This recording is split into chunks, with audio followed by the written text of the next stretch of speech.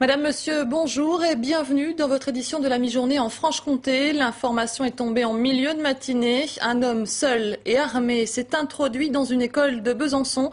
Il s'agit de la maternelle Charles Fourier de Planoise. Il détiendrait au moins 4 enfants ainsi que leur institutrice. Sur place, on retrouve Marion Mercier. Où est-ce qu'on en est, Marion? Est-ce qu'on a plus de détails sur cette prise d'otage? Parce que c'est bien de cela qu'il s'agit.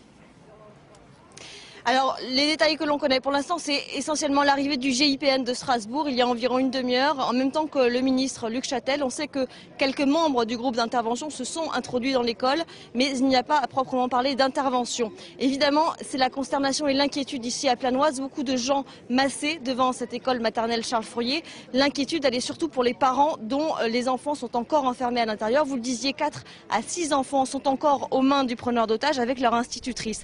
La prise d'otage a commencé vers 8h30 ce matin. C'est un jeune de 17 ans apparemment fragile mentalement qui s'est introduit dans l'école en même temps que les élèves. Il est armé de 2 sabres d'une trentaine de centimètres. Par bonheur, il a laissé sortir l'assistante maternelle avec un premier groupe de 5 enfants à condition qu'elle revienne, ce qu'elle a fait. Et puis elle a pu ressortir avec un deuxième groupe de 8 enfants. Ces 14 enfants avec cette assistante maternelle sont actuellement accueillis dans un gymnase juste à côté de l'école. À l'intérieur, donc, toujours 4 à 6 enfants de 4 à 6 ans aux mains de ce preneur d'otages. Les revendications de ce jeune homme sont pour l'instant très floues. On sait qu'il était visiblement sous traitement et qu'il avait arrêté ses médicaments. On sait également que la police est en contact téléphonique permanent avec lui.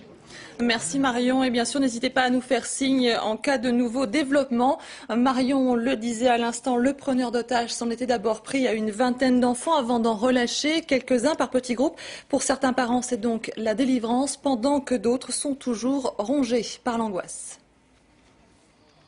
Matinée, les parents récupèrent les enfants libérés à l'école Saint-Exupéry, située à 50 mètres de l'école Charles Fourier. Les parents sont accueillis par le SAMU. L'émotion est vive. J'ai ma petite fille qui est là. Oui. Donc, là, j'attends mes autres enfants et le papa, mon fils, qui arrive aussi. Je viens de prévenir, bien sûr. On n'a pas de nouvelles, on n'a rien. Personne ne dit rien.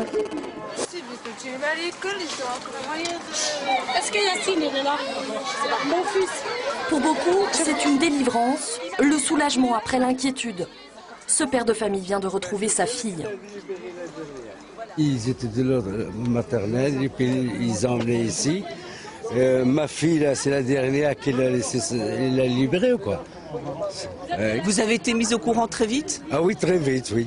Très vite, oui, c'est vrai. Bon, vous savez, moi j'ai eu par une voisine qui nous a téléphoné, puis on est venu le plus rapidement possible, quoi.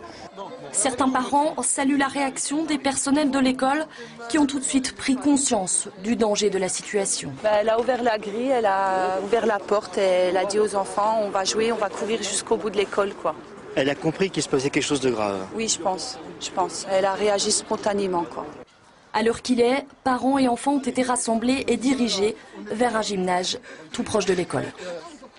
La prise d'otage est donc toujours en cours. Nous vous tenons bien sûr informés de tout nouveau développement au cours de ce journal.